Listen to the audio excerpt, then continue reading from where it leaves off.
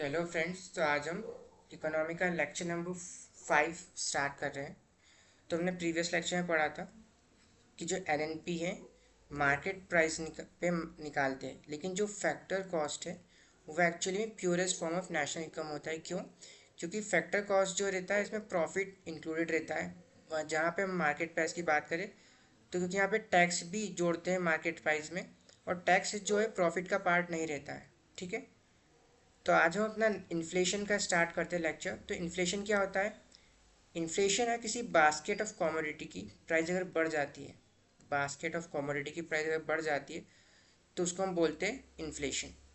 ठीक है, अब क्या होता है, फॉर एग्जांपल हम बोल सकते हैं, इसकी एक और डेफिनेशन होती है टू फ्यूअर गुड्स, मतलब काफ़ी ज़्यादा मनी कुछ ही गुड्स के पीछे भाग रहा है, टू फ्यूअर गुड्स। ठीक है, तो उसको भी हम बोल सकते हैं इन्फ्लेशन।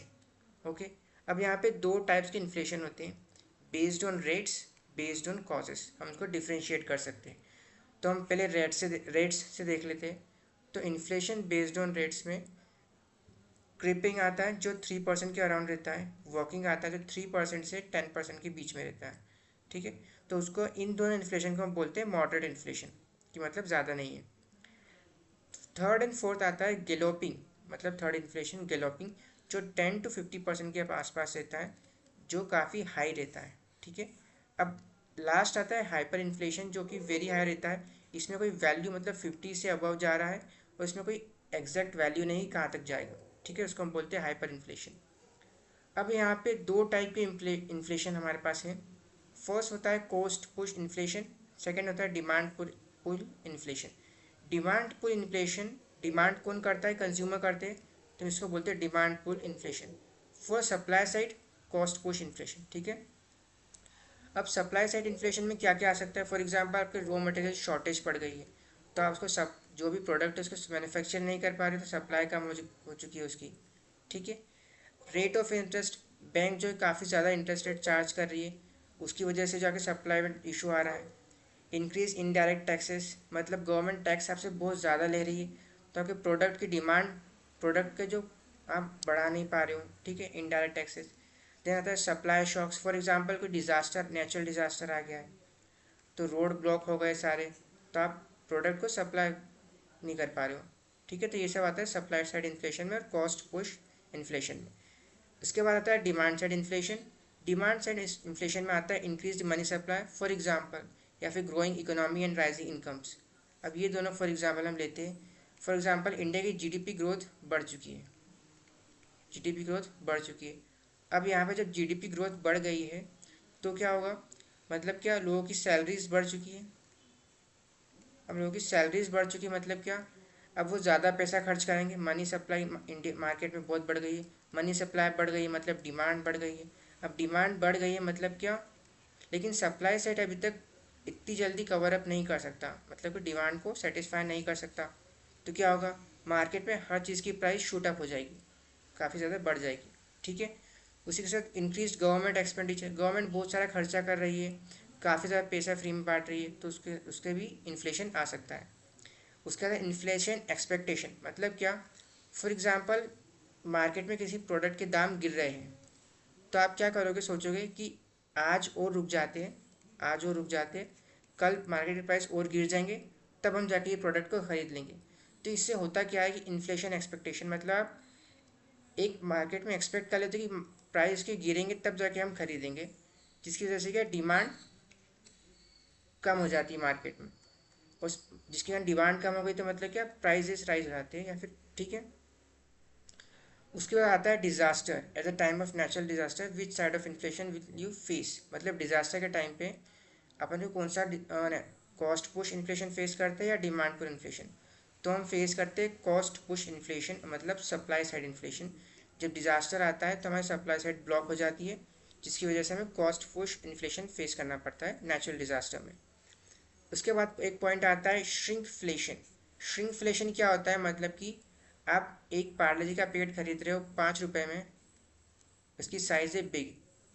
ठीक है, अब आप वही पार्ले जी का पैकेट 5 रुपये में खरीद रहे हो, लेकिन उनकी साइज़ छोटी हो गई है, तो उसी को हम बोलते हैं श्रिंकफ्लेशन।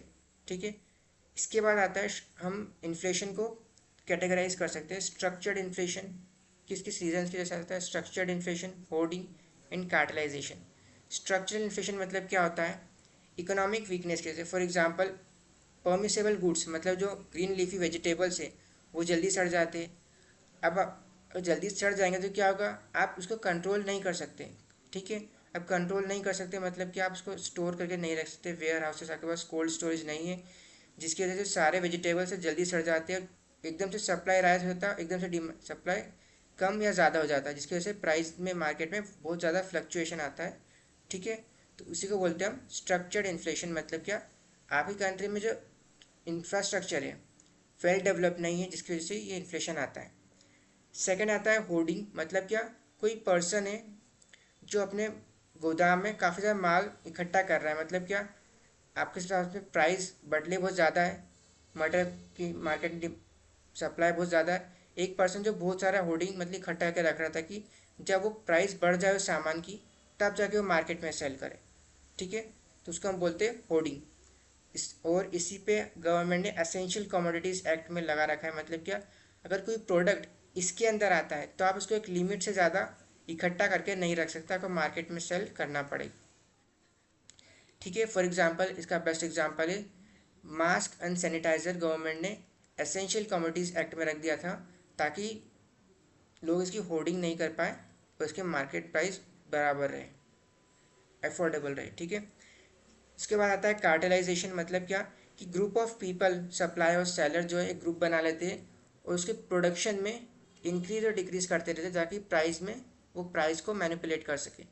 फॉर एग्जांपल ओपेक का, कि ओपेक कंट्रीज जो रहती है ऑयल प्रोड्यूसिंग कंट्रीज रहती है, वो क्या करती है, जो ऑयल की प्रोडक्शन है वो इंक्रीज और डिक्रीज करती, कंट्रोल करती है, जिसकी वजह से क्या है, मार्केट में फ्लक्चुएशन आता रहता है। अब क्या इंडिया में ये हो सकता है कार्टेलाइजेशन? तो नहीं, इंडिया में ये नहीं हो सकता, ये इलीगल है। और इस पर जो जांच करती है वो है कंपटीशन कमीशन ऑफ इंडिया।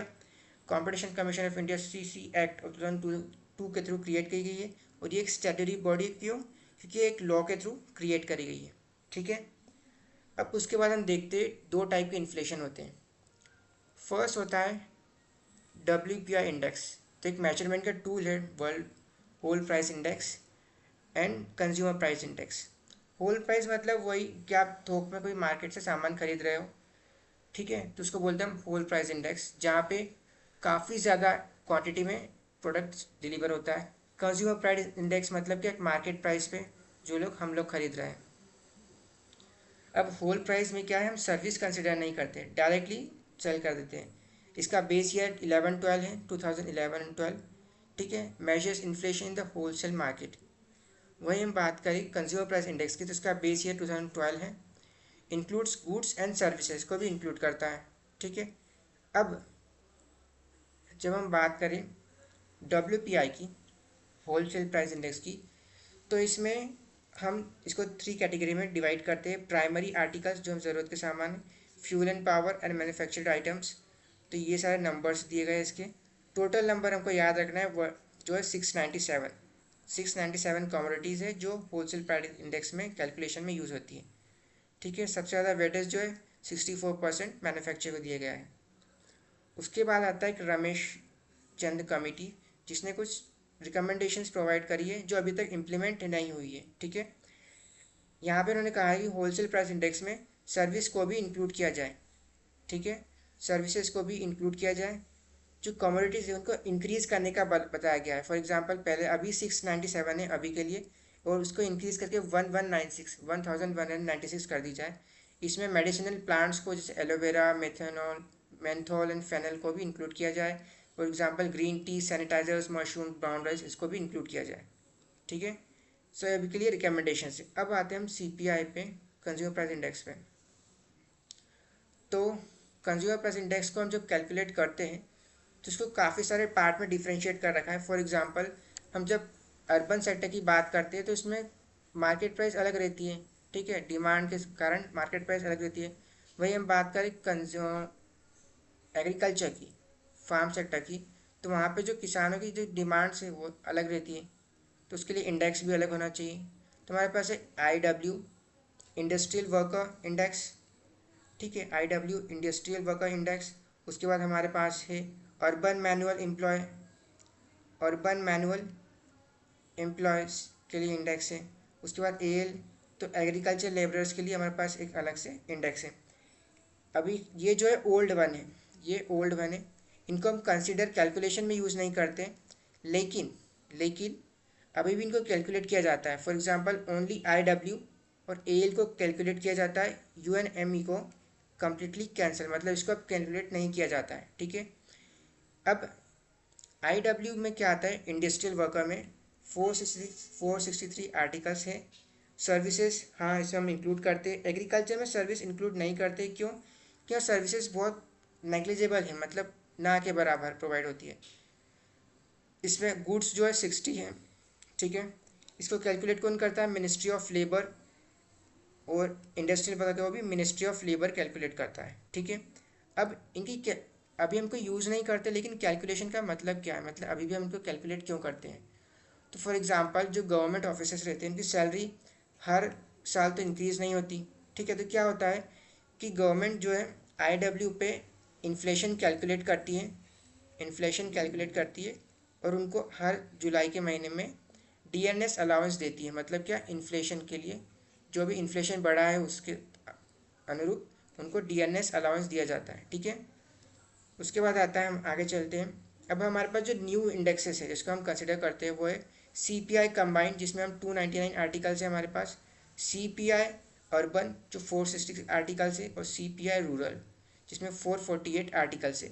जब भी हम रिटेल की बात करते हैं, रिटेल इन्फ्लेशन बढ़ चुका है, तो आपको समझना है कि सीपीआई कंबाइंड की बात करी जा रही है।